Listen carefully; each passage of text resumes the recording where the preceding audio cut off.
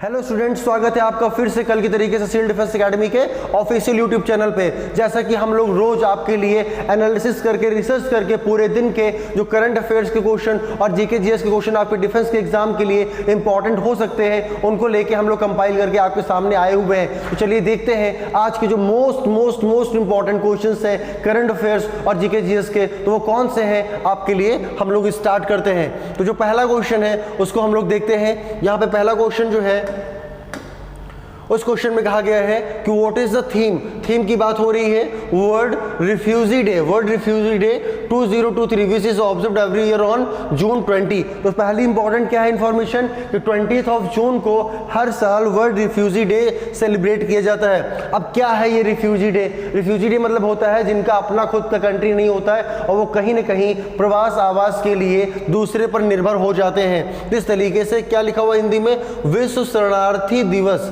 मतलब ऐसे लोग जो अपने देश में उनको रहने का मौका नहीं मिलता है या रॉयट्स होते हैं या कोई वहां पे डिक्लाइन, कोई गवर्नमेंट वहां पे चेंज होती है तो लोग वहां से मूव ऑन करने लगते हैं, तो उनको कहीं ना कहीं शरण मिलती है। तो एक बहुत बड़ी वर्ल्ड की समस्या है, जैसे अभी रशिया और यूक्रेन का वॉर चल रहा है, तो जो भी लोग यूक्रेन से वहां से निकलते हैं वो किसी न किसी कंट्री में सेफ रहने के लिए ट्राई करते हैं, बट वो कंट्री अलाउ करती है, कैसे उनको शरण देती है। तो ये एक बड़ा इशू है, इसलिए हर साल इस पे 20 जून को एक दिवस ऑब्जर्व किया जाता है ऐसे लोगों के लिए, जिससे उनकी लाइफ क्या कर सके हम लोग बढ़िया बना सके, अच्छा बना सके।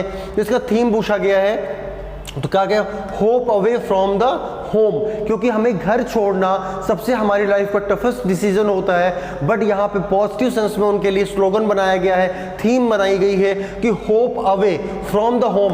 आप अपने घर से दूर जा रहे हैं और उसके लिए आपको क्या करना है, अपने थॉट्स ऑफ माइंड को, प्रेजेंस ऑफ माइंड को पॉजिटिव रखना है, सकारात्मक रखना है। आशा है घर से दूर, मतलब घर से हम दूर जरूर हैं, बट किसके लिए, होप के लिए, समथिंग पॉजिटिव, समथिंग गुड, तो हम अच्छे और सकारात्मक के लिए। तो ये आपका थीम है, hope away from the home. अब देखिए यहाँ पे एवरी एक्शन काउंट्स तो नहीं होगा, हूएवर, व्हाटएवर, व्हेनेवर ये भी नहीं होगा, टुगेदर वी हील। तो इस तरीके से बिल्कुल आसान सा इसको आप जज कर सकते हैं, home away from home.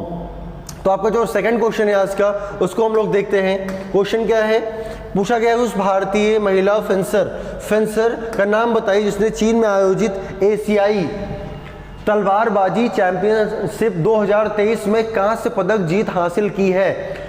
Name of the women Indian fencer who secured the bronze medal at Asian fencing championship 2023 held in China.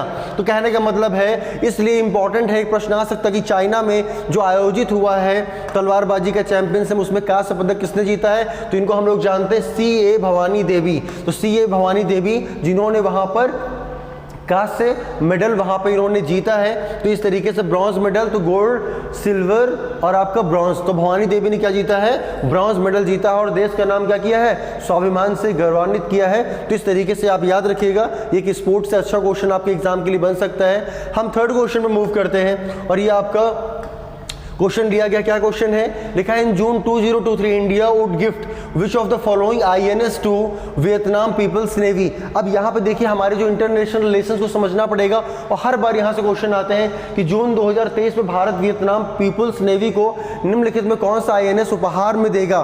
तो इंडिया क्या कर रहा है, अपने पावर, अपनी इमेज को एक वर्ल्ड वाइड लेवल पे इंप्रूव कर रहा है। तो इस तरीके से INS वियतनाम पीपल को दिया जा रहा है, उसका नाम क्या बेटा है, कृपान, उसका नाम क्या, कृपान के नाम से एक जो आपका है INS उपहार में दे रहा है। किसको उपहार में दे रहा है बेटा, वियतनाम पीपल्स नेवी को वो दे रहा है। तो इस तरीके से हमारे रिलेशंस स्ट्रांग होंगे और हमारी आर्मी की एक धाक जमेगी कि इंडियंस के पास में ऐसे INS है, ऐसे एयरक्राफ्ट है जो अदर कंट्री सब इंडिया से लेने लगे। तो इंडिया उनको एक गिफ्ट भी दे रहा है और अपनी पोजीशन, अपनी एक इमेज को और इंप्रूव करने की कोशिश कर रहा है। तो बस इतना ध्यान रखना है, कृपान इंडियन नेवी ने दिया है किसको, वियतनाम पीपल्स नेवी को।